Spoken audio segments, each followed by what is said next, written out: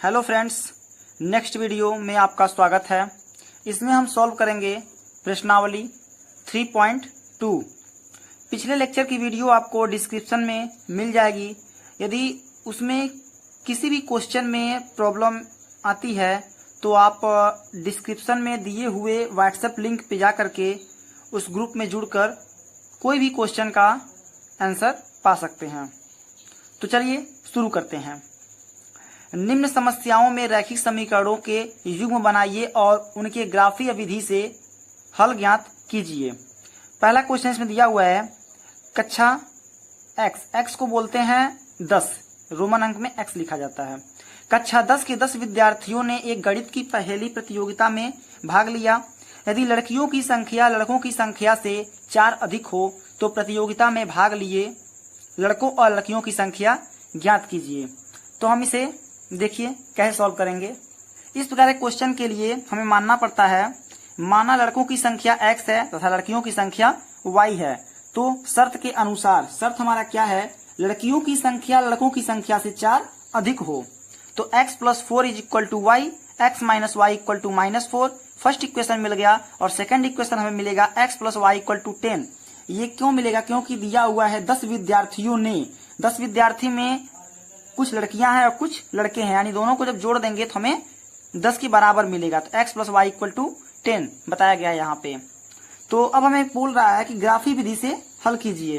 तो ग्राफी विधि से हल करने के लिए हमें एक इक्वेशन से 2 निर्देशांक प्राप्त करने होंगे, क्योंकि हमें ग्राफ पे डिनोट करने के लिए हमें निर्देशांक की आवश्यकता पड़ती है। तो निर्देशांक ज्ञात करने के लिए क्या तरीका है, x और y = वैल्यू निकालने के बाद x = कुछ वैल्यू पुट करेंगे। माना हमने 0 पुट किया तो 4 मिला, -4 पुट किया तो 0 मिला। हम जहां तक कोशिश करते हैं कि एक हमारी वैल्यू 0 x की हो और दूसरी वैल्यू y जो है वो भी एक वैल्यू उसमें से 0 हो। तो एक हमारा मिल गया 0,4 और दूसरा मिल गया -4,0। इसमें पहले किसी भी निर्देशांक को लिखते हैं तो पहले हम x वाली वैल्यू को लिखते हैं, देन y वाली वैल्यू को लिखते हैं। ये हमारा चतुर्थांश में लिखने का रूल है। और दूसरे इक्वेशन को वैसे सॉल्व करेंगे। पहली वैल्यू मैंने 0 निकाली, दूसरी वैल्यू y की भी 0 निकाली, तो इससे हमें मिल गया 0,10 और 10,0। चलिए इसको ग्राफ पे डिनोट करते हैं। यहाँ पर हमने एक ग्राफ पेज लिया है जिसमें हमने चतुर्थांश बनाया है। चतुर्थांश क्या होता है कि उसमें x एक्सिस होती है और y एक्सिस होती है। देखिए xo, x', y-o और ये y'। y के जो 0 के नीचे वाला जो पार्ट होता है y एक्सिस में वो नेगेटिव होता है और 0 के ऊपर वाला पार्ट y एक्सिस में पॉजिटिव होता है, प्लस होता है। इसी प्रकार 0 से राइट साइड में x एक्सिस का मान पॉजिटिव होता है और x एक्सिस में 0 से लेफ्ट साइड x एक्सिस में उसकी वैल्यू नेगेटिव होती है। तो देखिए हम पहले इक्वेशन के अनुसार 2 हमें निर्देशांक मिले हैं, जो 0,4 है, दूसरा -4,0 है। 0,4 हमें कहाँ प्राप्त होगा, 0 x एक्सिस पे 0 चलना है और y एक्सिस पे 4 चलना है। तो 0,4 हमें यहाँ मिला। और y एक्सिस में देखिए दूसरा निर्देशांक हमारा -4,0 है। तो x एक्सिस पे -4 चलेंगे और y एक्सिस पे 0 चलेंगे, तो -4,0। यहाँ पे हमें 2 पॉइंट मिल गए। अब इन दोनों पॉइंट को मिला देने के बाद हमें एक रेखा प्राप्त होगी, जिस रेखा का नाम होगा x - y + 4 = 0, जो हमें पिछला फर्स्ट इक्वेशन प्राप्त हुआ था। उसी प्रकार से दूसरा इक्वेशन की लाइन हमें कैसे मिलेगी, 0,10 यानी कि x एक्सिस पे 0 और y एक्सिस पे 10 चल दिया हमने। देखिए 1 2 3 ऐसे काउंट करेंगे तो 10 लाइन होगी। और दूसरे में देखेंगे 10,0 x एक्सिस पे 10 और y एक्सिस पे 0, तो 0 यहाँ पे और x पे। तो हमें 2 पॉइंट मिल जाने के बाद हमें दोनों लाइन को पॉइंटों को मिला देंगे तो हमें एक लाइन प्राप्त होगी, जिस लाइन का नाम होगा, देखिए x + y = 10। इस प्रकार हमने पहला क्वेश्चन सॉल्व कर दिया ग्राफी विधि से। अब हम बढ़ते हैं अगले क्वेश्चन की तरफ। हमारा अगला क्वेश्चन है, 5 पेंसिल तथा 7 कलमों का मूल्य 50 रुपए है, जबकि 7 पेंसिल तथा 5 कलमों का मूल्य 46 रुपए है। एक पेंसिल का मूल्य तथा एक कलम का मूल्य ज्ञात कीजिए। इसमें हम इक्वेशन फाइंड आउट कर देंगे और जो ग्राफ विधि है वो आप खुद सॉल्व कर लेंगे। तो देखिए इसमें हमें मानना पड़ेगा, माना एक पेंसिल का मूल्य x रुपए है तथा एक कलम का मूल्य y रुपए है। तो इसमें दिया हुआ है 5 पेंसिल और 7 कलम, तो 5x plus 7y is equal to 50। और दूसरा हमें दिया हुआ है 7 पेंसिल और 5 कलम, तो 7x plus 5y is equal to 46। अब ये दोनों इक्वेशन हमें मिल गए हैं, इसमें से x और y की वैल्यू फाइंड आउट करेंगे, दो निर्देशांक फाइंड आउट करेंगे फर्स्ट इक्वेशन से। देख पहला मैं इक्वेशन निर्देशांक फाइंड करके आपको दिखा देता हूँ एक इक्वेशन का। तो देखिए हमने पहला इक्वेशन में x लिखा और y इक्वल टू लिख करके सभी वैल्यू को इधर ट्रांसफर कर दिया, तो 50 माइनस 5x बटे 7 आया। तो इसमें हम पहले क्या करेंगे, x की वैल्यू 0 पुट करेंगे, तो ये हो जाएगा 0 और इसमें 7 से 50 में भाग देंगे तो 7.1 आएगा, यानी कि 7.1 आएगा। और फिर हम क्या करेंगे कि हमने बोला था पहले क्वेश्चन में ही कि हम जहां तक प्रयास करते हैं कि y की वैल्यू भी एक हमें 0 मिल जाए, तो y की वैल्यू 0 मिलने के लिए हमें क्या करना पड़ेगा, ये भी यदि 50 हो जाता है तो क्या हो जाएगा, ये ऊपर 0 हो जाएगा और 0 में किसी संख्या से भाग देते हैं तो 0 होता है। तो 5 गुणे 10 50, यानी 50 माइनस 50 0। तो इसीलिए x की वैल्यू यहाँ पे 10 पुट की गई है और y की वैल्यू 0 मिल गई। यहाँ से हमें दो निर्देशांक मिल गया, 0,7.1 और 10,0। अब इसी प्रकार से दूसरे इक्वेशन को भी हम फाइंड आउट कर लेंगे और इसे ग्राफ में लिख देंगे। चलिए अगला क्वेश्चन सॉल्व करते हैं। हमारा दूसरा क्वेश्चन है a1 by a2, b1 by b2 और c1 बाई c2 की तुलना कर ज्ञात कीजिए कि निम्न समीकरण युग्म द्वारा निरूपित रेखाएं एक बिंदु पर प्रतिच्छेद करती हैं या समांतर हैं या समपाती हैं। इन तीनों की तुलना करके हमें इन चीजों को ज्ञात करना है। 1 2 3 समीकरणों को, यानी कि 3 क्वेश्चन में 2 समीकरण दिए हुए हैं, दो समीकरणों को लेकर के अनुपात फाइंड आउट करना है और चेक करना है कि प्रतिच्छेद करती हैं, कि समांतर हैं, कि समपाती हैं, बिना डायग्राम बनाए, यानी कि ग्राफ पे बिना डिनोट किए। तो चलिए हम देखते हैं इस प्रकार के क्वेश्चन को कैसे सॉल्व करते हैं। तो इस प्रकार के क्वेश्चन को सॉल्व करने के लिए हमें सबसे पहले क्या करना होगा कि किस प्रकार का क्वेश्चन है, हमें इसके जड़ तक जाना होगा। तो इसके जड़ तक जाने के लिए क्या करेंगे, पहले हम इसे जानेंगे कि a1 by a2 not equal to b1 by b2 जब होगा तब हमें क्या मिलेगा कि प्रतिच्छेद करती हैं, वो दोनों रेखाएं जो हैं प्रतिच्छेद करेंगी आपस में। लेकिन यदि a1 by a2 b1 by b2 और c1 बाई c2 आपस में बराबर होती हैं तो रेखाएं समपाती होती हैं। यदि a1 by a2 b1 by b2 बराबर है लेकिन c1 बाई c2 बराबर नहीं है तो रेखाएं समांतर होती हैं। प्रतिच्छेद करने का मतलब क्या होता है कि एक दूसरे को प्रतिच्छेद करेंगी, यानी कि कट करते हुए जाएंगी। समपाती रेखाएं यानी कि एक रेखा ये हुई, इसी के ऊपर जस्ट दूसरी रेखा भी जाएगी, उसे समपाती रेखाएं बोलते हैं। समांतर रेखाएं, एक रेखा यहां जा रही है, दूसरी रेखा सेम दूरी बनाते हुए आगे तक जाती है, उसे समांतर रेखाएं बोलते हैं। तो हमें 2 इक्वेशन मिलेगा। देखिए पहले क्वेश्चन में, तो देखिए पहला क्वेश्चन हमें दिया हुआ 5x minus 4y plus 8, 7x plus 6y minus 9। तो हम जो ऊपर इक्वेशन लिखे हुए हैं इसी से कंपेयर करना होगा। एक में a1 b1 c1 मानेंगे और दूसरे वाले में a2 b2 एंड c2 मानेंगे। तो देखिए इसमें a1 की वैल्यू हमारी क्या है, 5 बाई 7 4 बाई 6। एक बात और ध्यान दें कि इसमें ये नेगेटिव है कि पॉजिटिव, उस पर डिपेंड नहीं करता, सिर्फ इसके मैग्नीट्यूड यानी कि इसकी वैल्यू पे से डिपेंड करता है कि इसकी वैल्यू इक्वल है कि नहीं है। नेगेटिव है पॉजिटिव है इस पे डिपेंड नहीं करता है। और तीसरी वैल्यू है हमारी c1 बाई c2। तो देखिए ये तीनों वैल्यू आपस में इक्वल नहीं है, तो हमें पहले चेक करना होगा कि ये दोनों इक्वल हैं कि नहीं। इसकी अगर ये दोनों आपस में इक्वल होती हैं तो हम जाते हैं तीसरे पे, अदरवाइज हम यहीं पे डिसाइड कर लेंगे। तो ये दोनों आपस में इक्वल नहीं है, यानी कि यह रेखाएं प्रतिच्छेद करती हैं। तो इसी प्रकार से आप सभी क्वेश्चन को सॉल्व कर सकते हैं। बढ़ते हैं अगली क्वेश्चन की तरफ। अगला क्वेश्चन है अनुपातों A1 by A2, B1 by B2 और C1 बाई C2 की तुलना कर ज्ञात कीजिए कि निम्न रैखिक समीकरणों के युग्म संगत हैं या असंगत हैं। तो सेम दूसरे वाले क्वेश्चन की तरह ये भी है। A1 by A2, B1 by B2, C1 by C2 को कंपेयर करेंगे और हम ये बता दें कि संगत रेखाएं क्या होती हैं। संगत रेखाएं वे रेखाएं होती हैं जो कि दोनों रेखाएं किसी एक बिंदु से होकर जाती हैं। जैसे मान लीजिए कि कोई एक रेखा है जो यहां से जा रही है और दूसरी रेखा जो है सेम इसी पॉइंट से जा रही है। तो एक पॉइंट पे दोनों रेखाएं जहां मिल रही हैं तो इसीलिए इसे हम बोलते हैं संगत रेखाएं। यदि दोनों रेखाएं आपस में कहीं नहीं मिलती हैं तो इसे बोलते हैं असंगत रेखाएं। तो इसी प्रकार से आप इस क्वेश्चन को सॉल्व कर सकते हैं। चलिए हम सॉल्व करते हैं चौथा नंबर क्वेश्चन। और यदि आपको कोई प्रॉब्लम आती है क्वेश्चन में तो आप कमेंट सेक्शन में ही पूछ सकते हैं और जाकर के सीधे व्हाट्सएप ग्रुप पे जुड़ करके कोई भी क्वेश्चन वहां से भी पूछ सकते हैं। हमारा अगला क्वेश्चन है क्वेश्चन नंबर 5। एक आयताकार बाग जिसकी लंबाई चौड़ाई से 4 मीटर अधिक है का परिमाप 36 मीटर है।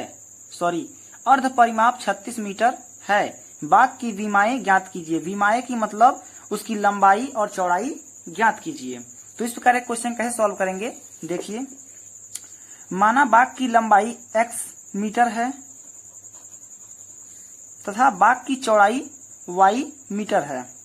तो शर्त के अनुसार लंबाई चौड़ाई से 4 मीटर अधिक है। लंबाई जो है चौड़ाई से 4 मीटर अधिक है तो लंबाई में से 4 घटा देंगे तो इसकी इक्वल हो जाएगा। तो हमें इक्वेशन प्राप्त होगा x minus 4 equal to Y, यानी कि x minus Y equal to 4। Equation first मिल गया। अब हमें दिया हुआ है अर्ध परिमाप 36 मीटर है। आयत का परिमाप क्या होता है, 2 गुणे लंबाई धन चौड़ाई। यहाँ पे दिया अर्ध परिमाप, तो पूरा परिमाप ज्ञात करने के लिए इसमें 2 से मल्टीप्लाई कर दें या फिर जो आयत का परिमाप का फार्मूला होता है उसमें 2 से डिवाइड कर दें। तो हम क्या करेंगे, इसमें से ही 2 से मल्टीप्लाई करा करके पूरा का परिमाप इसका निकाल लेंगे।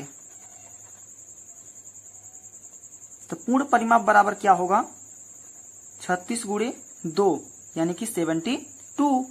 तो हमारा क्या दिया हुआ है, तो फार्मूला हमारा क्या होता है कि फार्मूले के अनुसार, शर्त के अनुसार 2 इंटू लंबाई x प्लस चौड़ाई y इक्वल हो जाएगा 72 के, क्योंकि परिमाप हमारा दे रखा है। तो अब हम क्या करेंगे, इसको x plus y equal to 36, क्योंकि यहां से 2 से डिवाइड होगा। अब हमें मिल गया दूसरा इक्वेशन। अब दोनों इक्वेशन को सॉल्व करके हम लंबाई और चौड़ाई ज्ञात कर लेंगे। चलिए सॉल्व करते हैं। तो हम क्या करेंगे कि समीकरण 1 में समीकरण 2 को जोड़ देंगे। तो x की वैल्यू आएगी हमारी 20। अब हमें 1 की वैल्यू मिल जाती है किसी इक्वेशन में, तो हम दूसरे y की वैल्यू फाइंड आउट कर सकते हैं। कैसे, उसी किसी भी इक्वेशन में हम x का वैल्यू रख देंगे। चलिए हम फर्स्ट नंबर इक्वेशन में इसकी वैल्यू को पुट करते हैं। x minus y is equal to 4। तो देखिए इक्वेशन में इस वैल्यू को पुट करेंगे तो हमें मिलेगा y इक्वल टू 4। हमने यहाँ मान रखा था कि x बराबर लंबाई है और y बराबर चौड़ाई है, तो हमें यहाँ लिख सकते हैं 16 मीटर। तो इस तरह हम किसी भी क्वेश्चन को सॉल्व कर सकते हैं। चलिए सॉल्व करते हैं अगला क्वेश्चन। अगला क्वेश्चन दिया हुआ है, एक रैखिक समीकरण 2x plus 3y minus 8 equal to 0 दी गई है। 2 चरों में एक ऐसी और रैखिक समीकरण लिखिए। 2 चरों यानी कि 2 कांस्टेंट, कुछ भी हो सकता है। चर होते हैं कांस्टेंट वैल्यू और अचर होते हैं बीजगणितीय वैल्यू, जैसे कि जो x, y, z, a, b, c, d ये सब हमारे अचर कहलाते हैं। और 1, 2, 3, 4, 5 जो कांस्टेंट होते हैं यानी इसका मान बदल नहीं सकता, वो चर कहलाते हैं। लिखिए, ताकि प्राप्त युग्म का ज्यामितीय निरूपण जैसा कि प्रतिच्छेद करती हैं। प्रतिच्छेद करने के लिए क्या शर्त होती है, समांतर रेखाएं, उसकी क्या शर्त होती है, समपाती रेखाएं, इसकी क्या शर्त होती है। तो हमने इसकी शर्त के लिए पहले ही दूसरे क्वेश्चन में ऐसा सॉल्व कर चुका है ऐसा क्वेश्चन। तो देखिए कैसे सॉल्व किए थे। तो कोई भी रेखा प्रतिच्छेद कब करेगी, जब a1 by a2 not equal to b1 by b2 होगा।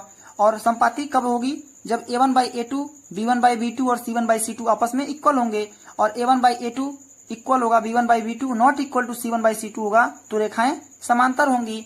तो इसी प्रकार से हमें एक इक्वेशन देखिए इसमें दिया हुआ है और इसी के आधार पर हमें दूसरा इक्वेशन प्राप्त करना है। चलिए प्राप्त करते हैं इस नए इक्वेशन को। तो पहला क्वेश्चन कह रहा है कि यह रेखाएं प्रतिच्छेद करती हैं। प्रतिच्छेद करने के लिए कंडीशन क्या है? a1/a2 not equal to b1/b2। तो हमें ऐसा एक इक्वेशन लिखना होगा जो a1/a2 not equal to b1/b2 हो। तो कुछ भी लिख सकते हैं, 3x + 2y माइनस या प्लस 10 इक्वल टू 0। ये जो हमने इक्वेशन लिखा, अब इन दोनों को कंपेयर करेंगे इस फॉर्मूले पर तो इक्वल नहीं होंगे, यानी ये रेखाएं आपस में प्रतिच्छेद करेंगी। इसी प्रकार से दूसरे के लिए हम इक्वेशन लिख सकते हैं। समांतर होने के लिए क्या कंडीशन होता है? दूसरा हमसे पूछ रहा है कि ये रेखाएं समांतर हों। समांतर होने का क्या कंडीशन है? a1/a2 इक्वल हो b1/b2 के, और जो c1/c2 है नॉट इक्वल हो b1/b2 और a1/a2 के। तो क्या कर सकते हैं, इन दोनों को सेम टू सेम ऐसे लिख सकते हैं और इस वैल्यू को हम चेंज कर सकते हैं, तो ये रेखाएं आपस में समांतर हो जाएंगी। इस क्वेश्चन में दिया हुआ है समीकरणों x - y + 1 इक्वल टू 0 और 3x + 2y - 12 is equal to 0 का ग्राफ खींचिए।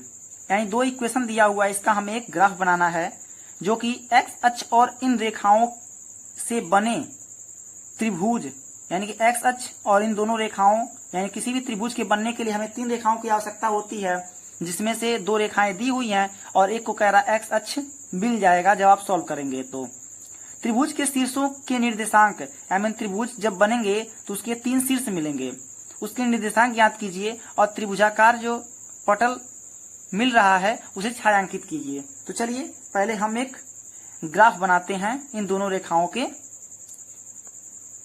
सहायता से। तो हमें किसी भी इक्वेशन को रेखा बनाने के लिए, हमें ग्राफ में प्रदर्शित करने के लिए हमें निर्देशांक की जरूरत पड़ती है। तो निर्देशांक प्राप्त करने के लिए हम क्या करेंगे कि किसी भी इक्वेशन का 2 हल प्राप्त करेंगे। तो हल प्राप्त करने के लिए क्या होगा कि x और y, x की वैल्यू एक बार 0 पुट करेंगे तो 1 मिलेगा, और x की वैल्यू -1 पुट करेंगे तो हमें 0 मिलेगा। इसी प्रकार से अगला इक्वेशन में भी x = 0 पुट करेंगे तो हमें y की वैल्यू 6 मिलेगी, और x की वैल्यू अगर 4 पुट करेंगे तो हमें y की वैल्यू 0 मिलेगी। मैंने पिछले क्वेश्चन में ही बताया था कि हमें ऐसा फाइंड आउट करना होता है कि एक बार x की वैल्यू 0 मिल जाए और एक बार हमें y की वैल्यू 0 मिल जाए। तो देखिए पहले इक्वेशन से हमें एक निर्देशांक ये मिला और एक ये, और दूसरे इक्वेशन से एक निर्देशांक यहाँ और एक निर्देशांक यहाँ। अब इसे हम ग्राफ पे कैसे नोट कर रहे हैं देखिए। तो देखिए एक ग्राफ पेज मैंने लिया जिसमें हमने चतुर्थांश पहले से बना रखा है। चलिए हम पहले इक्वेशन के 2 निर्देशांक जो प्राप्त किए हैं इसे चतुर्थांश पे रखते हैं। तो x एक्सिस में देखिए, ये मैंने पहले बताया था कि पहला x होता है, दूसरा y होता है, x, y। तो पहली वैल्यू x की है तो 0 और y पे हमें चलना है 1। तो ये मिल गया हमें 0,1, और x एक्सिस पे -1 चलना है और y एक्सिस पे 0 चलना है। ये पॉइंट हमें मिल गया यहाँ पे। तो ये हम इसका क्या नाम है 0,1, और इसका नाम क्या है -1,0। तो चलिए हम इस दोनों पॉइंट को मिला देते हैं और हमें दूसरा रेखा कहाँ से मिलेगी, दूसरे इक्वेशन से 0,6। तो x एक्सिस पे 0 है और y एक्सिस पे 6 है, 1 2 3 4 5 6। तो ये हो गया 0,6, और x एक्सिस पे 4 और y एक्सिस पे 0। तो y एक्सिस पे 0, 1 2 3 4, x एक्सिस पे 4। अब इन दोनों रेखाओं को भी आपस में मिला देंगे। जैसा कि क्वेश्चन में कहा गया है कि x अक्ष और उन रेखाओं से बने। तो x अक्ष कहाँ हमारा है, ये हमारा x अक्ष है और ये 2 हमारी रेखाएं हैं।